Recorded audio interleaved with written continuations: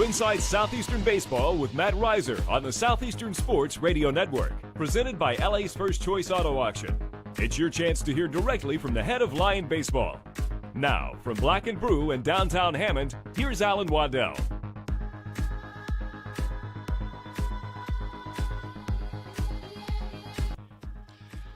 Well, a very pleasant good afternoon to you, wherever you may be joining us from. Subbing for Alan Waddell this week, I'm Damon Sunday, and we're talking some Lion baseball with head coach Matt Reiser. He'll join us here in a few moments. First, let's take a quick look back at what's happened in the last week. It was a mixed bag for the Lions. Some struggles on the mound and at the plate, but then on the flip side, Trey Schaefer and Will Warren were dominant once again, combining for 15 strikeouts Friday night, and the offense was firing on all cylinders Saturday, giving a preview of what is a very tantalizing offense this season for the Lions. Southeastern fell to UL Lafayette 9-6 Tuesday here at the Pat, but bounced back with a 2-1 win Friday and a 5-4 win Saturday, taking the series from a tough Jacksonville team. Jacksonville fought back, averting the sweep Sunday with an 8-0 shutout of the Lions. Now, we got another tough week ahead. Pair of games up at ULM Tuesday and Wednesday, and then back home for 3 against Stony Brook this coming weekend. ULM rolls into the midweek at 5-1 this season, and Stony Brook out of the Northeast, well, now they've got a couple of weeks' worth of games under their belt.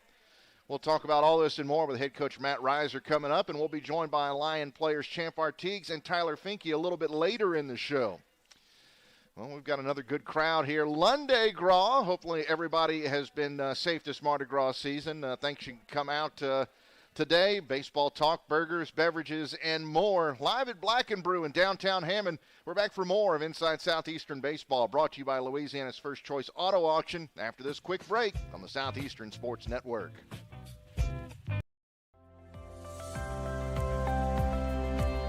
What do you love most about being a student athlete at Southeastern?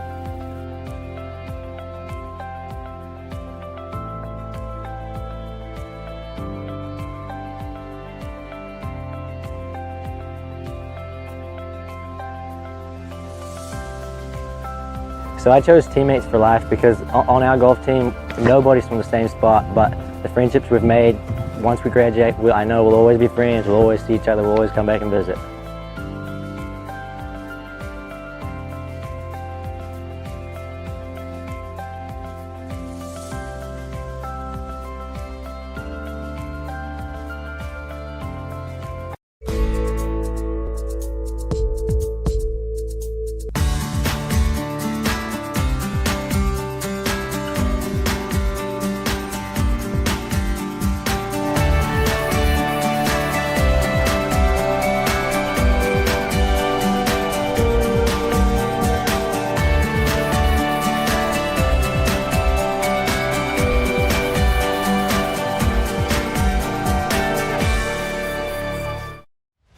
The Southland Conference, 13 member institutions, over 4,200 student-athletes, achieving success in the classroom while excelling in 19 NCAA Division I sports and making a difference through serving others and giving back to the community. Determination, hard work, commitment, excellence, and collaboration. Together, we are Southeastern!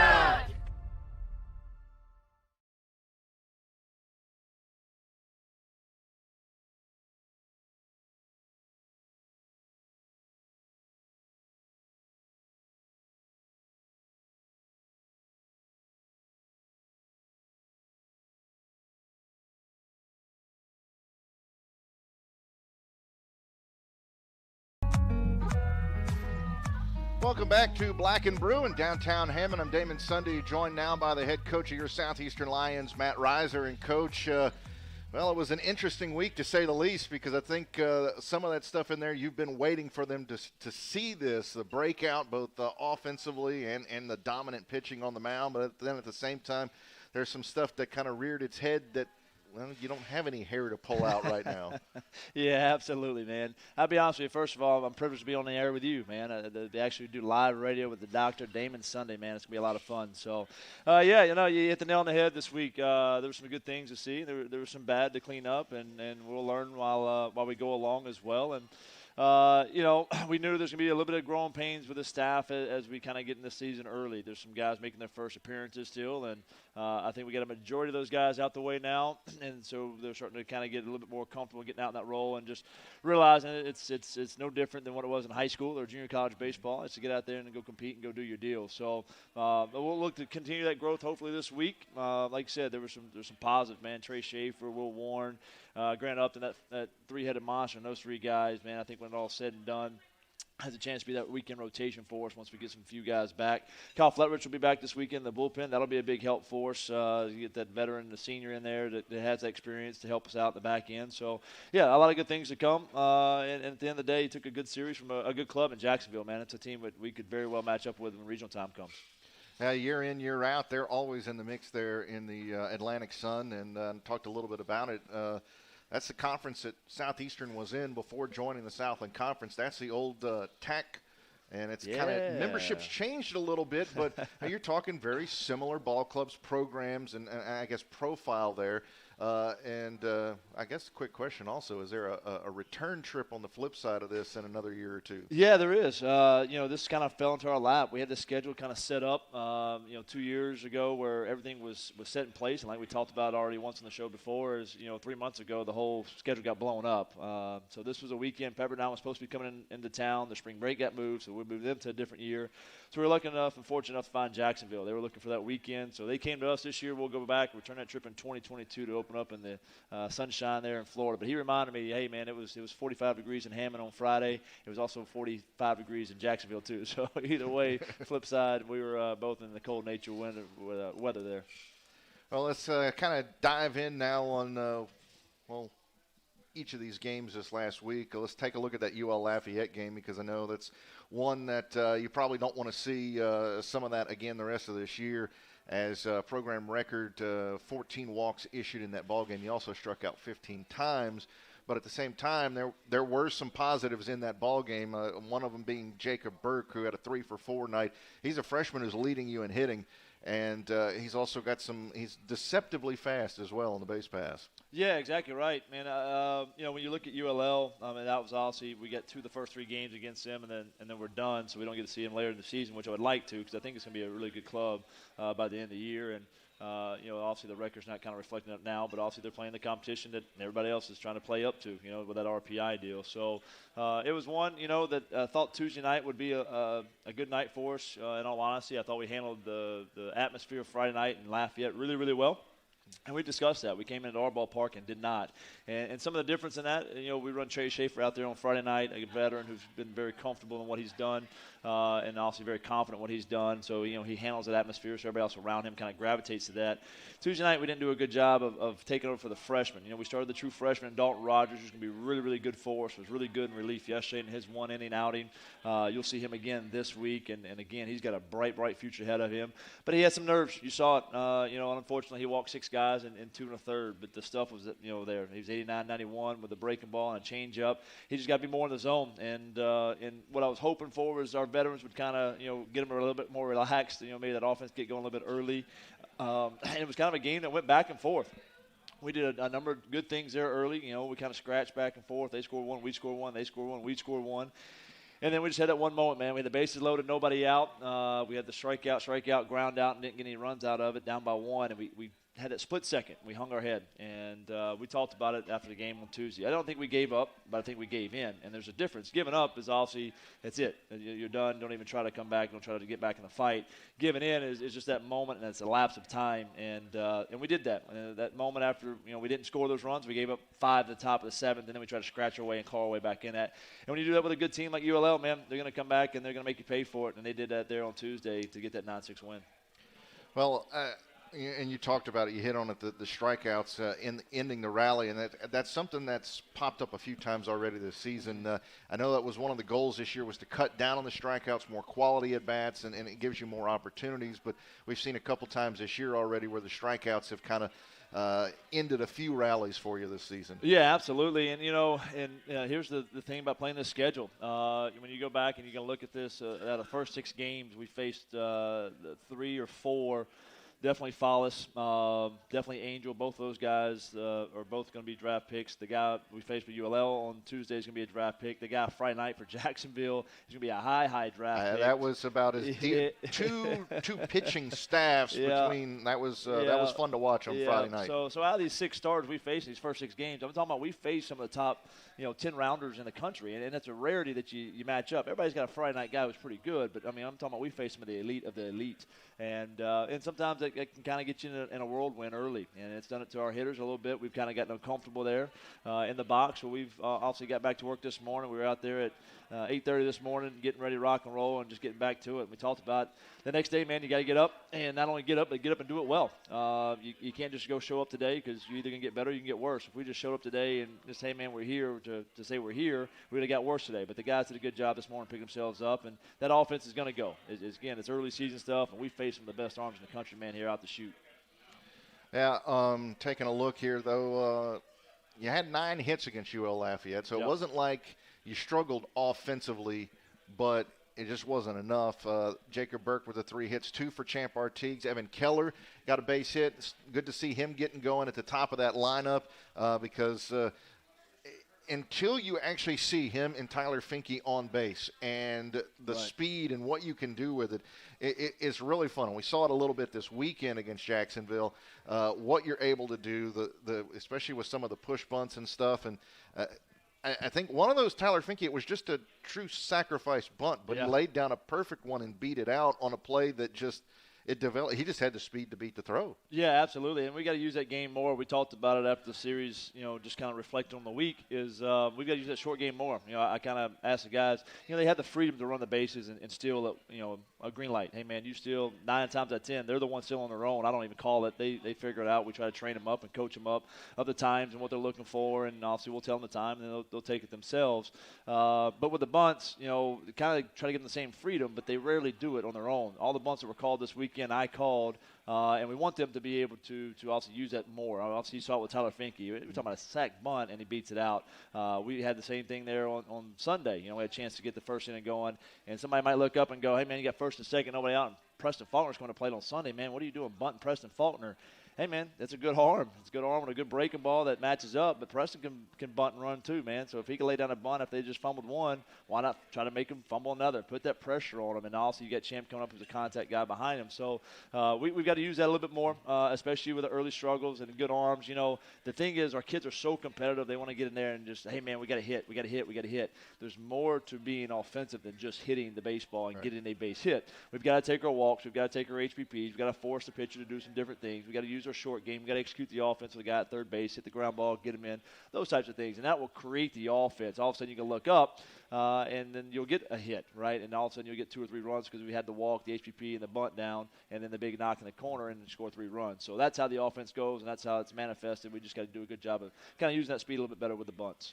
Well, I don't know if what was running through your mind was the same thing running through mine when I saw Preston Faulkner squaring around the bunt, and you've got the speed on the bases, but I'm thinking back to Ryan Byers in the regionals, and you rolling Evan Keller around third base and on to home, scoring from second on a sacrifice bunt. Yep. Yeah, well, we've got a few of those things, man. We've got all those in the play, and all those guys know, hey, man, if we're asking you to do it, then it's a big moment in the game. So get your nose in there, get it down, get it done. Nobody's too good, I think, and that's the neat thing about it was, Preston didn't execute the bunt, but, man, when I put the sign on, I think that was the reassuring thing is he looked down there like, yep, coach, you got it, man. Whatever you need, let me put the bunt down, and did his best to get it down. Unfortunately, the situation changed. We didn't get the 2 bunts down, and then we get picked off at second base on the straight steal. That was completely on me. I didn't get the guy in there early enough to get him back early enough. So it happens. When you play a high-pressure offense and you got trying to force some things and some issues, sometimes you can get yourself in that situation where it happens. But at the end of the day, man, it's just the buy-in factor, and they've been bought in so far. We'll continue to do that. Well, when we talked about Finke and we've talked about Keller, there's some versatility in there, and there's also some differences in the style of game and in where they're playing defensively, but also third base and a couple of other positions. It's all kind of stuff I want to talk about coming up here. We'll take a quick break, and when we come back, we'll talk about that and what it allows you to do with different players playing different positions.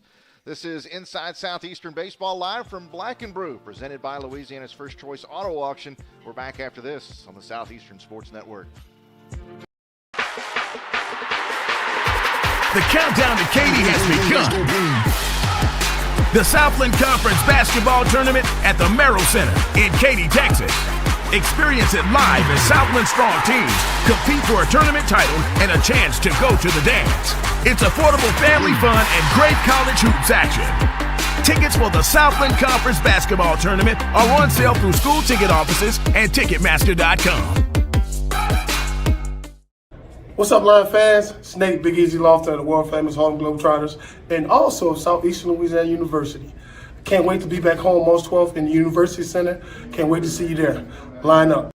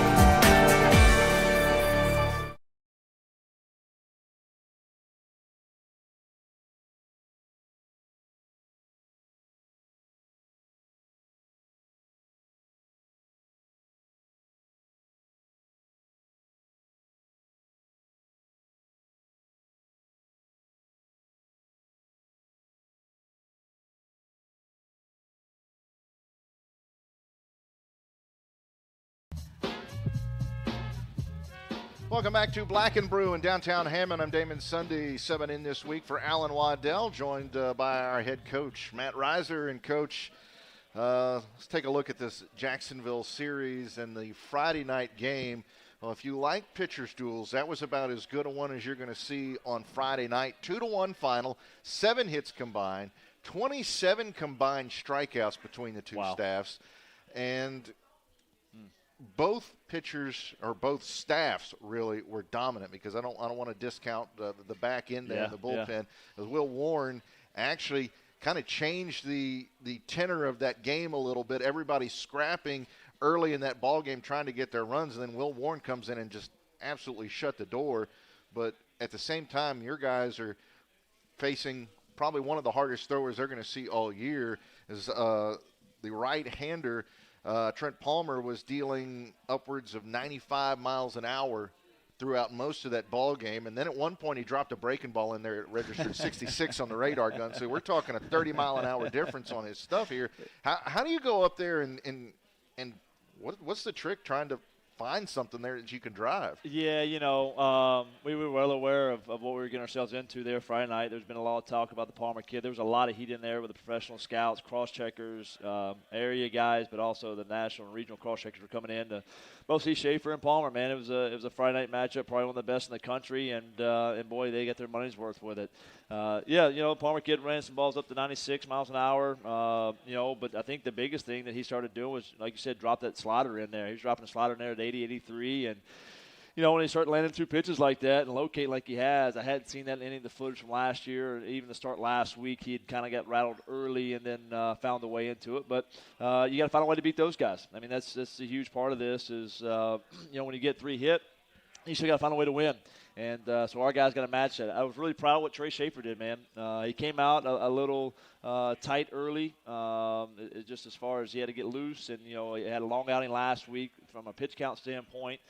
And so he did a good job getting his body ready for the week and kind of got out there that first inning. We got off to a good start with the first one, and then a few walks and HBPs and kind of, created an inning. We talked about this weekend. We would win the series and sweep the series if we threw strikes and made the plays. We could create enough offense against their arms. We knew that their arms were going to be really, really good.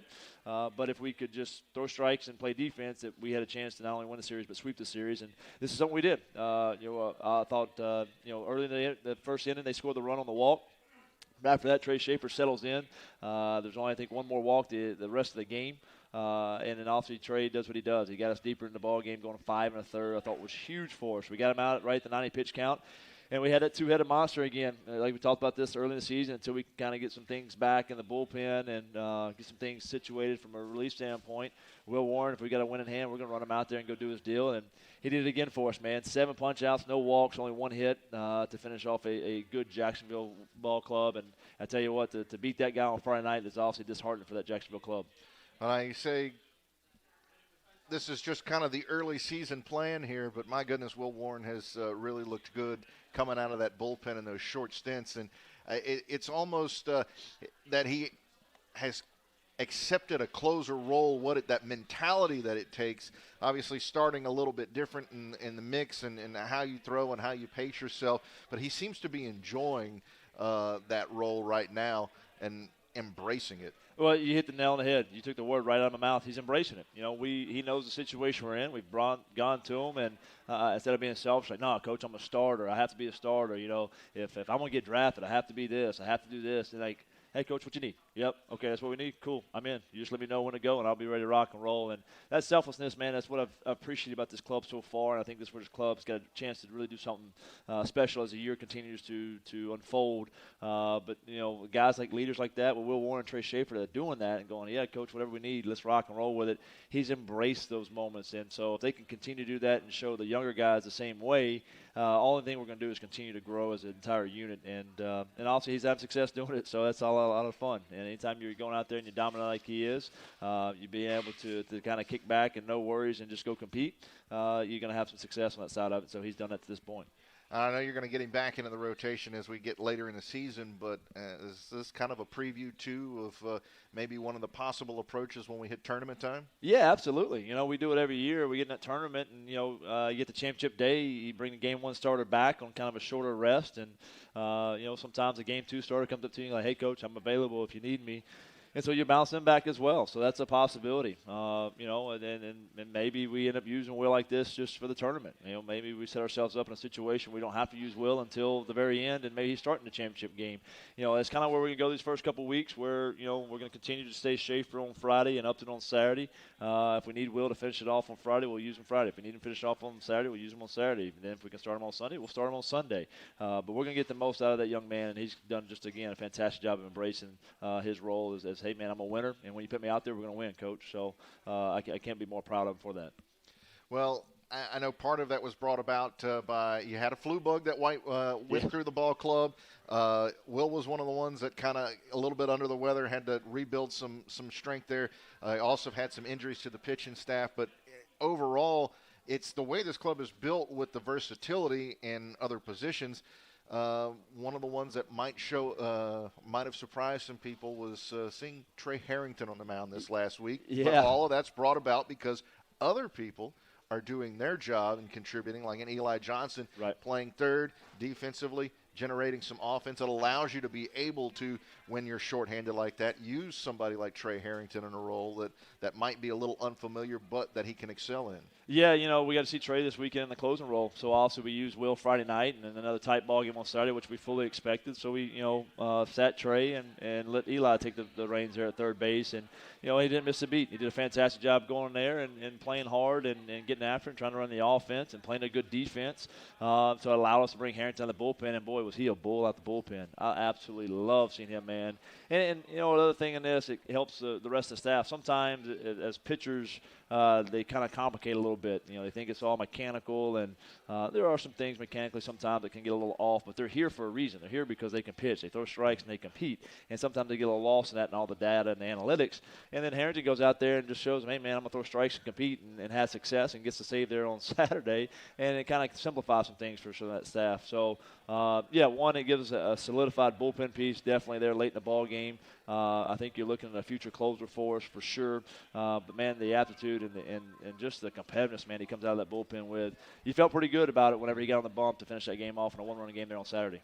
Well, he comes in, he's got runners on, an inherited runner scores, but he gets the fly ball. He gets the out. Yep. You put him in a pretty tough situation there for a guy who's making just his second collegiate pitching appearance and really hadn't really worked out there, his freshman and sophomore year at all. He kind of worked back into it here in the Maybe in a little the spring. in the Yeah. spring? This has just been a spring, so he jump on the bump and go. So no, yeah, he did, man. He had a time run there at second base and did a fantastic job of, hey man, I'm just going to try to eliminate the inning. If we give up the run, that's it. But the guy at second base cannot score because I know it's a time run, and he bared down and did that for us. He went a 1-2-3 ninth inning, made it nice and easy for me. I was able to breathe in the ninth and have to worry about trying to figure out for bunt coverages or if they're going to steal and that kind of stuff like we did on Friday night with ULL, and just did a really good job of giving us that sense of comfort. I think the big story in this too is Grant Upton. Mm-hmm. Grant went out there early, also gives up the homer in the first inning. Again, another guy who had a chance to kind of get away from what he was doing, which was filling the zone up because they hit him hard in that first inning. And then all of a sudden you look up, and, man, he's gone 6 solid innings for us. And to be able to do that and also hand it over to Noah to bridge the gap to Harrington, I think that was huge for us in our bullpen and getting that win there on Saturday. I think he compares favorably to Corey Giacone. Maybe not the experience just yet, but he's a strike thrower. He's not the hardest thrower, but he just knows how to pitch. Yeah, absolutely, and he's done a good job of continuing to develop his repertoire. I mean, he got the changeup going this summer. That's a lot of that's not into the report. A lot of teams are really trying hard to stack the lefties against him because of what they did to him last year as a true freshman. It was a fastball slider guy last year. Didn't have any feel for the changeup. He's definitely got feel for the changeup now, and also you go along with that slider and the location of the fastball, both sides of the plate. When you do that 3-pitch mix and can locate, I mean, you're going to have a lot of success in college baseball and even at the professional level. So he's just done a good job of continuing to show growth in that direction, and that's why he's been such a good, solid, consistent starter for us. You know what you're getting every time out. You don't have to flip a coin whether he's going to throw strikes. You don't have to flip a coin whether he's going to compete. He's going to keep you in the ball game and all those and give you a chance to win, which is what you can ask for on Saturday. Well, and I think the interesting thing you look at this is you always hear about the professional athletes talking about growth and development and maybe adding a pitch here or there, those kind of things, but you don't hear it a lot when you talk about the college athlete, especially the guy who in high school may have gotten by on a fastball slider. He didn't need the changeup. He didn't need that.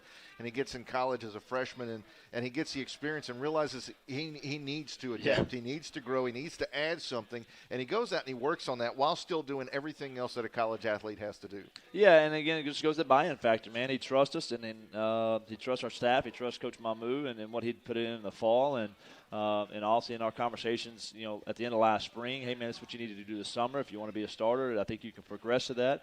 And when you embrace it like that, again, man, the sky's the limit for these guys. So they got to continue to do that and continue to show that growth because, again, they're just going to continue to get better.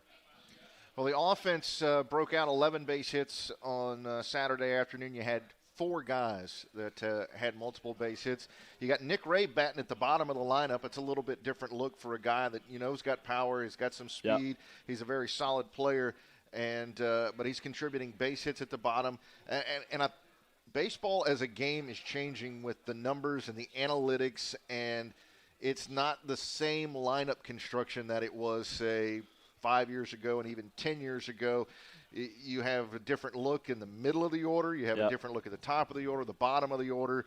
The number 9 batter is, it's not a National League game where the 9 batter is your pitcher and your weakest hitter anymore. No, it might be one of your best hitters. I think again the story in this was our freshman. Champ Artigue was 1 for 2 with 2 RBIs in this. Jacob Burke 2 for 4. Christian Garcia got the start again there on Saturday with 2 for 3 with 2 RBIs. Good. Yeah, and so when you get the freshmen go out there and do that and have that type of production, also the older guys continue to relax and take a deep breath and do their deal as well. And so I think it allowed us to do that. I thought we executed some things offensively well. I think we still got some things to clean up. But the bunts and the stolen bases this weekend were also I think we produced better in that direction, especially on Saturday. And again, we talked about that. If you can run the bases, steal a few bags, and then all of a sudden you execute a few bunts, then all of a sudden you get a big knock and get a big hit. And so also Jacob Burke did that for us, as well as a Champ as well, and they knocked those guys in and run that offense like we wanted to. So it was good to see that. I think it was the first real glimpse of what this lineup has a chance and ability to do. The Santana kid that we saw again for Jacksonville was a typical Friday night guy in our league that we're going to see, and it's probably one of the lesser arms, if not the least amount of arm that we've seen in the 6 games. So you're talking about a guy who was first team all-conference, all Atlantic Sun last year. So when you can do that against an arm like that, I think that's again the trajectory in the right direction that you want.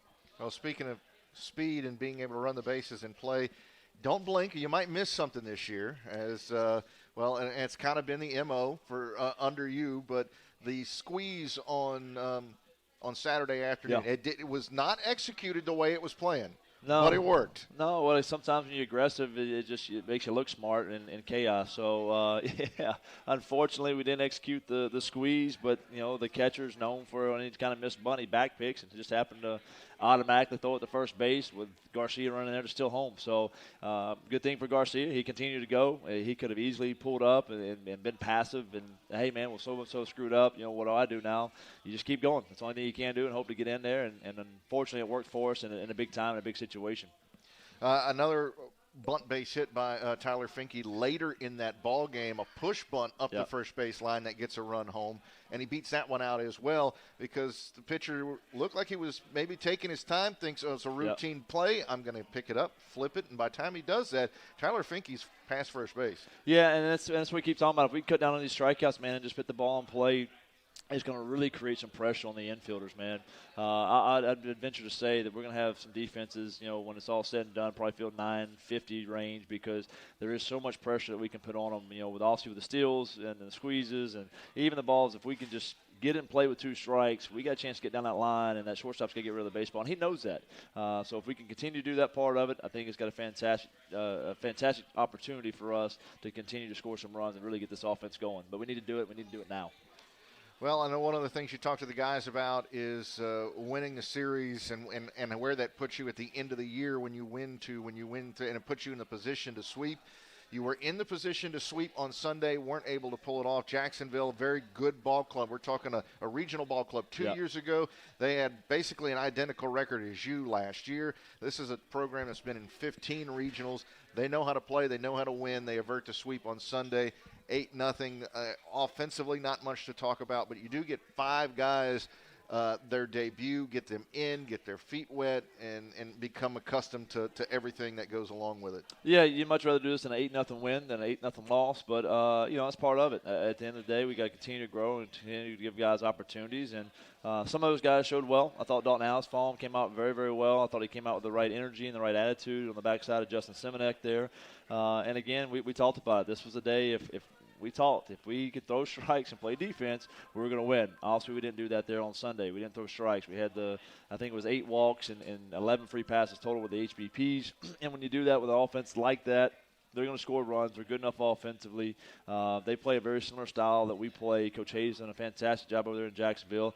And Wally, their assistant, left. And when he left this summer to go to Notre Dame, he told me, he said, hey, man, I'm telling you that Jacksonville bunch you're playing that's coming to your place, this is the team we circled to be our best team we've ever had. So you saw that this weekend. I think that was a battle of a weekend. We want to get out there with a sweep, but to get out there with a series was a huge weekend for us. Because I think when the selection show comes in June and May, there on Memorial Day, I think this is going to be a series we're going to revert back to and go, yep, Southeastern's in, Jacksonville's going to have to stay out.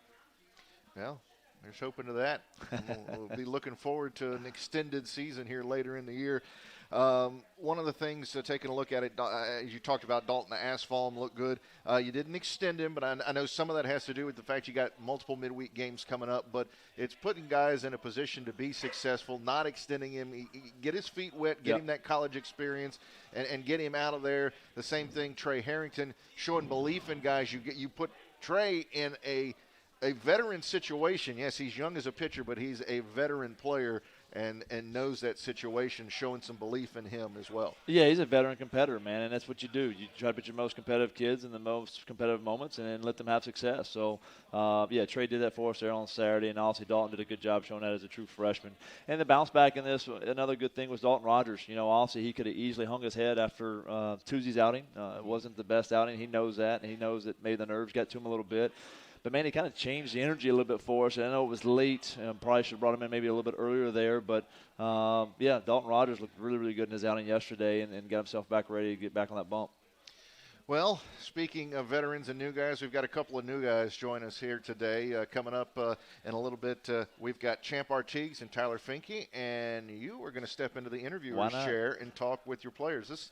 I'm looking forward to this. I think this will be a little interesting twist and see what you can get out of your players on the podium and as opposed to on the diamond. So we'll take a break here, and guys will come up to join Coach Reiser. This is Inside Southeastern Baseball. with Matt Reiser, brought to you by Louisiana's First Choice Auto Auction. We're at Black & Brew in downtown Hammond. Back after this on the Southeastern Sports Network.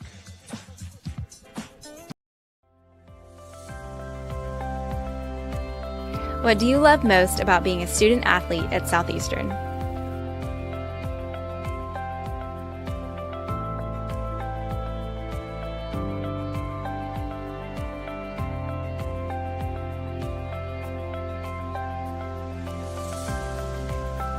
So I chose teammates for life because on our golf team, nobody's from the same spot, but the friendships we've made, once we graduate, I know we'll always be friends, we'll always see each other, we'll always come back and visit.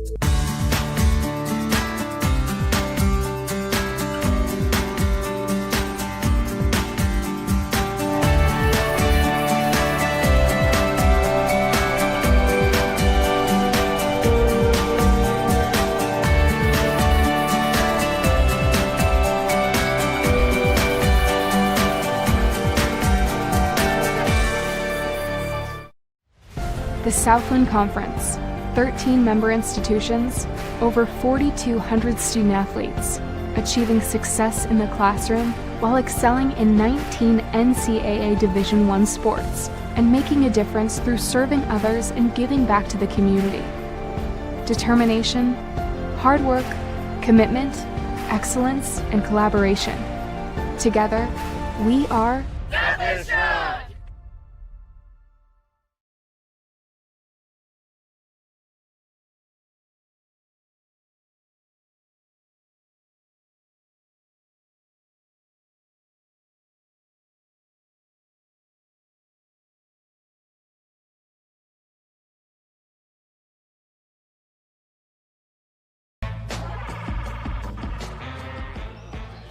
All right, back here on Inside Southeastern Baseball, and we have our player play segment. Mr. Matt Standiford's out this week. He is out snow skiing, so I'll take over the players play segment. And I like this segment with our guys. I think it's a good part of our show that allows you to see a little bit of our personality of our young men. So I'm going to let you, Fink, go ahead and introduce yourself, who you are, where you're from. Okay, Tyler Finke from Columbus, Indiana. Sophomore here, and what position? Center field, shortstop. Everywhere, right? Yes, sir. Good deal. Wherever you need me. Next one. I'm Champ Artigues from Hammond, Louisiana, and I'm a redshirt freshman this year. Redshirt freshman from Hammond, America, baby. All right, well, let's get into some of these questions. Finke, give me your favorite movie. What is your favorite movie? Favorite movie would be Wedding Crashers. Wedding Crashers. All right, now more importantly, what is your favorite part of the movie? Probably the beginning of the movie. They're crashing all the first weddings, and everybody just partying, having a good time. Are you a partier and a wedding crasher? Not really. No, I've never been to a wedding, actually. Good. Champ, what about you, man? Favorite movie? I don't know. That's a tough one. I'm going to have to go Blindside. Blindside. Yeah. Okay. Favorite part? When he puts the dude over the wall, blocks him all the way over the wall, takes him all the way to the field. So we got one partier, right? Yeah. And then the other guy likes to check guys against the wall. So it looks like it's gonna be a good combination at the bar later on, right? Good. One guy's gonna party, one guy's gonna fight. That'll be a good combination. Better not be, right? All right. Fink, what is your favorite road meal or favorite place to eat on the road? Chipotle. We haven't been there yet. Hopefully we will, though. All right. Well, we'll put that request in with Jake. Yes. We'll ask him. What do you get at Chipotle? Burrito. Chicken burrito. Chicken burrito. Any jalapenos in there? Mm-mm. No, I got to keep that stomach calm. Yeah, get you. Champ? I don't know. I mean, I haven't had much experience with it, so we'll go. Where do we go? Jason Deli. Jason Deli, yeah. I mean, that wasn't bad. I had some good food. It wasn't bad? Yeah. What's your favorite place to eat then, not on the road? Like in general? Yeah. Just, No, not in general. What's the difference? I mean, I don't know. What's your favorite place to eat? Tell him. Probably some good barbecue. Find a good barbecue place. There you go. That'd be good. There we go. We got to get to Barbecue Thursday, right? On the weekends. A little bit different last week with Lafayette, but we'll get to some of these Barbecue Thursdays. Central Arts got good barbecue. We'll make sure we get some good barbecue there. Good deal. Roommates, yes? Yes, sir. Yes, sir. What's the love-hate relationship? Tell me the best thing you like about living with Champ there, Fink. Best thing about living with Champ. Well, he lives here. His mom's a good cook. I knew it was coming. I knew it was coming. You get those home-cooked meals from Miss Rachel. Absolutely. Absolutely. What about you? What's your favorite thing about living with him? It's always clean. It's always a clean apartment, so.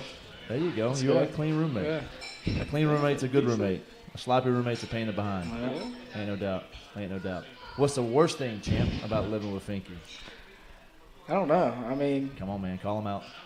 Don't be afraid. He likes to play his game real late, so screaming at it. So you get a little tense in the game? Oh, yeah. What's the game? Fortnite or Apex, one of the two. Or what? Apex. What's Apex?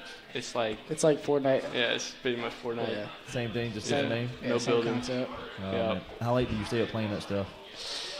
12-ish. Champ, be honest. Sometimes on the weekends it'll get stays later. up. Weekends it'll get a little later before baseball. Yeah, don't be afraid to call him out, Champ. Don't be afraid. Fink, what about you, man? What's the worst thing about living with Champ? Worst thing. Man. We got some girls over pretty late. No. Look at him blushing. Yeah. You got names? No. No names. I don't get to meet him. He won't let me. Yeah. He knows you'll steal them. Right. Yeah, there it is. Good stuff, man.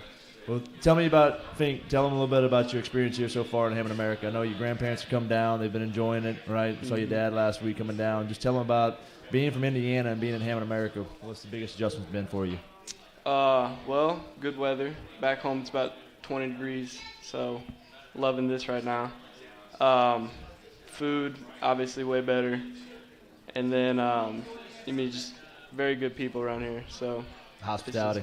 Great, great time down here. Yeah, Hammond America does a good job of it, man. You do, fans that are listening, man, y'all do a fantastic job of embracing these kids when they come from far off and make it a second home for them. And 9 times out of 10, I can't get rid of them once they graduate. They stay around. They find them a little Cajun queen and can never leave. So, Finky, you might get reeled into that one here by the time it's all said and done. We'll see. Yeah, no doubt.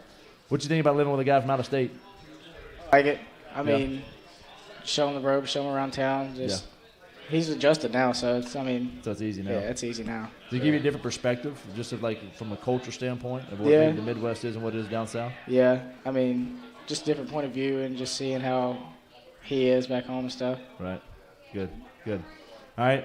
Last one before we throw it back over to Damon. What's your prediction for the week there, Fink? What you think? You got 5 games this week. We're at Monroe tomorrow, at Monroe Wednesday, and Friday, Saturday, Sunday against Old Stony Brook. What you got prediction this week? Clean sweep. 5-0. 5-0. How do you get a 5-0 sweep? Like, how does it start? Win tomorrow. We'll win tomorrow. See, I got him trained up well. He knows. You can't sweep unless you win the first one. Exactly. What you think? What you got? 5-0. 5-0? Yeah. How's it going to go down? We got offense going. We're going to pitch it. We're going to play defense. We got some score predictions. No, it's just I think it's going to come together this week. So I think bats are getting hot this week. Bats going to get hot this week. Everything's starting to click. We'll be good. Score a few runs, put a little bit of pressure on them, right? Yes, sir. No bets down, though. You can't bet on NCAA, but if you're a betting man, you're saying 5-0 this week. Yes, sir. Absolutely. I like it. Well, good deal. Well, appreciate you guys being on the show, man, coming out. And the Southeastern fans appreciate you guys. Continue to embrace our kids and continue to get to know them. They love getting to know you as well. So we appreciate the support. And we'll be right back after this commercial break on Inside Southeastern Baseball with Matt Reiser.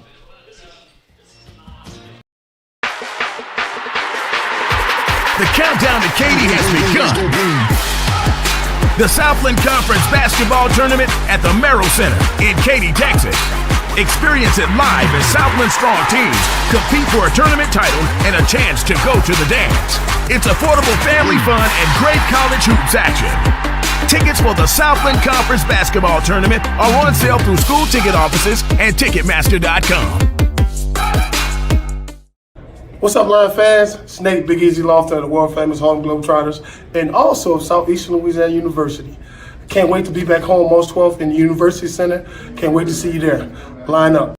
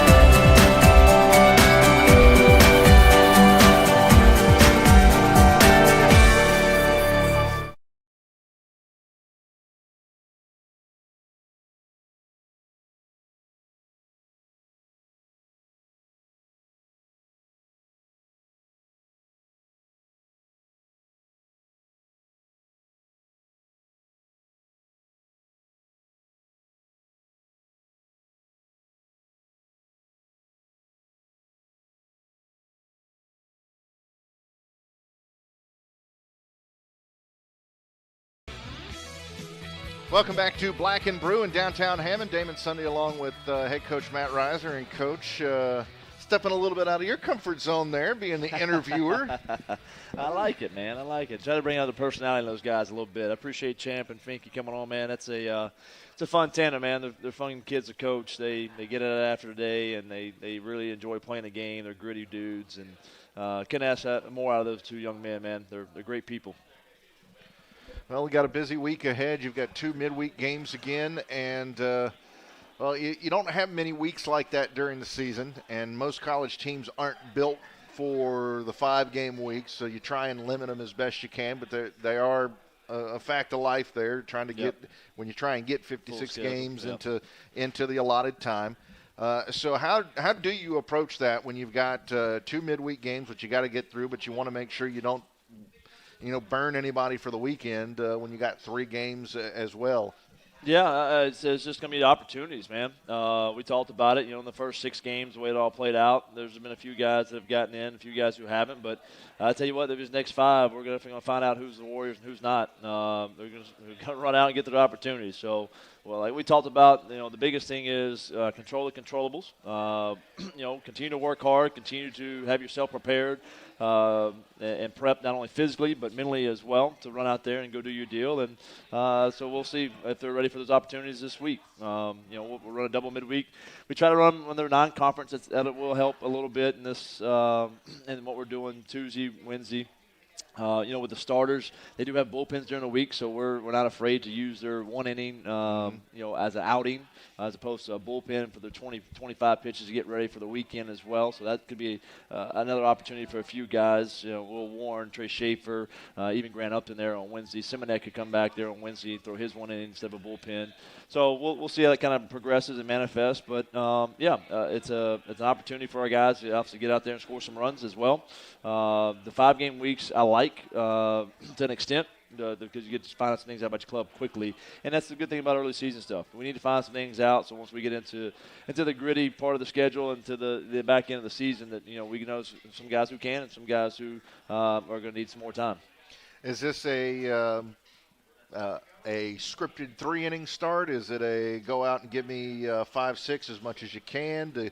How do you play that? Yeah, I mean, in all honesty, right now, I think where we're at, you play every game in hand. It's the life of the mid-major, man. When you're in the mid-major life, you don't know which win or loss could dictate the at-large bid at the end of the season. Look, these are 2 road wins that we're going on for Monroe and Tuesday, Wednesday that we got to get these 2. I mean, these are 2 that again, the road weighs heavily more on the RPI than the home. So if we can go off and get 2 wins, man, it's really going to help our road record where it's at right now. So, we'll let Dugas. He'll start Tuesday night. The right-hander who came in relief there last week against ULL. The JUCO transfer from Delgado. I thought he did a good job getting his feet wet there. Had a few more walks than what we wanted, but I think he's in a good frame of mind, and he's going to give us a good start to get out there and kind of get some things going there offensively on Tuesday and get us off on the right foot. Again, we just told the staff, man, throw strikes. Hey, man, make them beat you, make them get the hits, make them get some movement going on and move the ball around, trust our defense behind us. And so if we can do that, I think Tuesday, Wednesday, then we'll give ourselves a good chance. But I think Daniel Dugas gives us a good shot out the gate there on Tuesday to do that. Looked like he's got a pretty good breaking ball that he likes to rely on. Yeah, man, he's got fastball command. It's nothing that's going to wow you. It's going to be very similar to Grant Upton. It's a 4-pitch repertoire mix. He can throw any pitch in any count. He can land the fastballs on both sides of the plate. He can go up with it. So, again, when you talk about a pitcher that can do that in the college game with amateur hitters and again, even the professional level with younger hitters that aren't Major League Baseball, you can do some things. You can allow your defense to do some things behind you and get some early contact and keep the pitch count down. Looking at Monroe, I know they've swung it well to date. I think they've scored double digits 3 of the first 6 games. So they're going to have an offense that likes to swing and likes to go a little bit. And so I think we can play on that for sure. Yeah, they're sitting at 5-1. They took 2 of 3 opening weekend against Southeast Missouri State. Got washed out middle of the week against Northwestern State and then swept a 3-game series this past weekend from Grambling, 15-0, 7-6, and then 20. Well, that's a Sunday ball game there. 23-12. Wow. Wow, yeah, I told my wife that score last night when I was watching film. She said, was that football or was that baseball? I said, no, this was actually baseball. So, yeah, that ballpark is offensive. That's another thing to take into account. Their natural surface opposed to the turf. So you can get some hard hops. I've been watching a lot of film where there's been a few balls that bounced over actually infielders' heads that hit at the plate. And then the ballpark plays small. It's a smaller yard. The wind blows out. So it's definitely an offensive ballpark for sure. Well, I know at the turf you don't miss those the old Pat Keneally hop there. Just a few of them, just because we call them the Pat. Which, by the way, speaking of Pat Keneally, Coach, before we wrap up today, I want to say congratulations, tying the legendary Coach Pat Keneally on the career victories coaching list, and sitting at 230 now, and staring down J.R. Teagues after this. Yeah, extremely humbling, man, just to be in the same conversation with a guy like J.R. Teagues and obviously with Pat Keneally. I mean, the stadium's named after him. Everything that we've talked about, all the foundation we've built over the years, and all the hard work and blood, sweat, and tears we put in that place, man, he started years and years ago, generations ago. So just very thankful to obviously be in that same category. I'm thankful that Jay gave me this opportunity to be here to start with, and that he's kept me around. Hammond America hasn't run me out of town yet. I guess they enjoy me and they like me a little bit. I know the players do, and then that's what it's about, man. They've done a really good job of buying into what we've done, and all 230 of those, none of them would have been available or been opportunity wouldn't have been there for us if we didn't have those guys that bought into what we've sold. Well, after ULM, have a chance to maybe move into third place, sole possession there, and start climbing the ladder even further. You got Stony Brook coming into town, who we saw them last year. They were in town. They're back again this year. Yep. And they're off to kind of a rough start at 1-6, but again, this is a Northeast ball club that really they probably weren't outside until that opening weekend when they got to wherever they Texas State down in San Marcos. Yeah, so they had some pretty decent weather down there. But at the same time, now they've got a couple of weeks in, so they've got their feet under them, and they're always a scrappy ball club. Yeah, again, these records early can be a little deceiving. Like, you look at Jacksonville and they go, oh, man, they're just 2-6. Well, the two wins were one against us, obviously, yesterday, and one was against West Virginia. Their 6 losses were 2 against Florida, who they lost in extra innings in their midweek, which obviously just swept Miami on the weekend. And then 2 of them were to West Virginia, who's in the top 25 as well. So you look at the record and go, oh, they're just 2-6. They haven't shot away from competition, and neither has Stony Brook. Stony Brook went down to Texas State. We all know how good of a program they've done, and what Ty Harrington built there, and obviously what Coach Trout's done to continue that tradition. They lost 3 out of 4 last week, but all tight ball games, 4-3, 2 losses, 6-0, and a win with 3-2 there. And then you go back and you look at Clemson. You're talking about one of the best teams in the country, and the total score for the weekend was 6-1. So expect another pitcher's duel this weekend. Stony Brook, obviously, traditionally they can always pitch. The club came down last year. We took that series at home, and again, a good club. You looked up.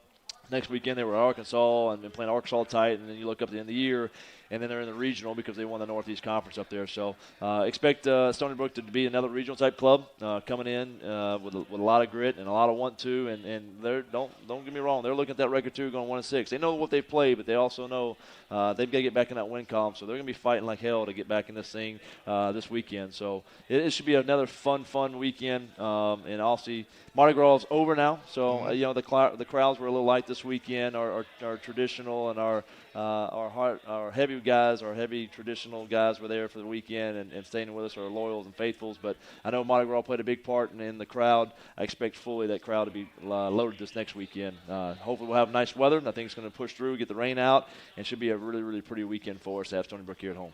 Yeah, it looks like more than one day with sunshine this coming week. Yeah, I know you're looking forward to that. Nice. So, the last week as a whole, some good, some bad, but also you've got a young club kind of feeling it out here, and there were some really good positives in there. Yeah, absolutely, man. And we talked about it with 23 new guys. We want to be in mid-season form, and we're getting there. There's some things that are getting better for sure. There's some things that still need to be cleaned up, but we're going to continue to challenge ourselves and continue to have those opportunities to progress and traject in the right direction. And again, I think the staff is going to be what we got to get figured out, just as far as the starters and the bullpen area. Getting Kyle Flutteridge back this week, we will see him on Tuesday in relief will be really, really big for us. That'll be a nice bullpen piece to kind of hopefully solidify some things there at the back end. And then you're going to watch. We talked about in the preseason preview that it was going to be the group of freshmen that do it for us, or it's going to be the group of returners that do it for us. If one of those two groups can do it for us, then we get a chance to win 40 ball games. And so you're seeing some of that stuff, right? You saw Dalton Rogers come back out after that first outing, and they go, okay, I see what y'all saw in him. You see Dalton Asfalm come out yesterday, do his thing, okay, starting to feel better about it. And then obviously Daniel Dugas a good chance to get back on the bump. So now you're talking about a returner with Kyle Fletridge being a returner. So some of these guys, upperclassmen, will have that opportunity as well. I still think the offense is going to go. I know I told you, Damon, 2 weeks ago, if I ever say we're going to be offensive, I did not tell you that because it's just kind of putting the hex on us a little bit. But, it's funny going back and watching video.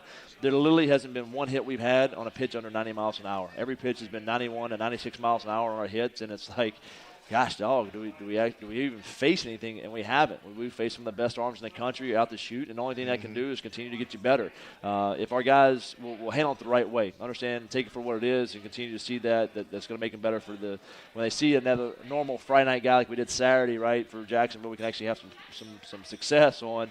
That's not going to be every game like that, but, hey, man, in the early season it will. And then it'll just continue to prep us to get better, and obviously by the end of the season we're used to that, and also we can have success on those arms as well. So they're going to continue, again, to progress in the right direction. I know the hard work is being put in. The guys did a good job again this morning, getting out there, going after it. They did not come out with low energy this morning. It was an easy way to do it. I mean, we're overcast today with the rain coming in. It's early morning on the backside of an 8-0 loss. And, traditionally we take Mondays off. But with no school, the Mardi Gras holidays, the good Lord gave us the holiday to get out there and get after it again. And the guys just did a really good job of showing up and having the right energy. So for me, as a coach, you see those guys come out and do that. It makes you feel pretty confident in your bunch for the rest of the week and also for the rest of the year. Well, this is also going to be your last week before conference starts. Next week, you'll be talking about conference opener, Central Arkansas, a week from this Friday. And obviously you've got the open week or the out-of-conference date the weekend after that before you get back in full-time. But you take a look at it, what that does is it condenses your conference schedule. You're going to be playing conference in a little over a month and a half. So it speaks to the importance of obviously being in mid-season full, the schedule you basically laid out. Yeah, exactly right. And we're not. I mean, Central Ark's got a club, man. They're good. They lost a tough, tight series at Southern Miss this past weekend, and they've got some of the best arms in the country. In all honesty, they've got some of the best arms, obviously, in our league. They're projected pretty high because of that. So it doesn't get any easier as the road continues down the road. So the good thing is, I don't want it to get any easier. I just want us to continue to get better, and I think the guys will do that because again, they put in the right time, man. It's a crew that they're competitive, man. And when you're competitive and you work hard and you buy in, you're selfless. There's some great things that you can do with a ball club. So I still fully expect that out of this club and continue to traject in that right direction. Well, looking forward to the week to come, and the rest of the season is this is a pretty exciting ball club you've got put together, and a chance that some of the accomplishments that they could rack up. Kind of a little tantalizing. Yeah, no doubt. So I think it'll be another great week for us, and excited about us getting an opportunity to line up this week for sure. All right, Coach, thanks for joining us. We'll talk to you again tomorrow before the ball game. First pitch tomorrow night, 6 o'clock at ULM. You can join us on the radio network. We'll be on KSLU 90.9 FM. And then the second game of the series, getaway day at 4 o'clock on Wednesday. This has been Inside Southeastern Baseball with head coach Matt Reiser. It's a Southeastern Sports Network production. Our executive producer, J.R. Teagues. Associate producers, Ola Adeboye and Andrew Bishak. Coordinating producer, Colton Vickers.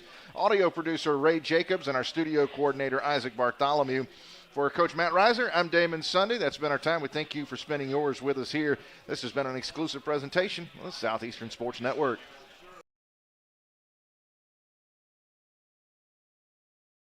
Properties.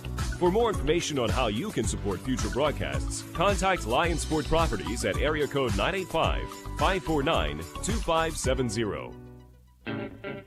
Broadcasting from the campus of Southeastern Louisiana University, you're listening to 90.9 KSLU, Hammond.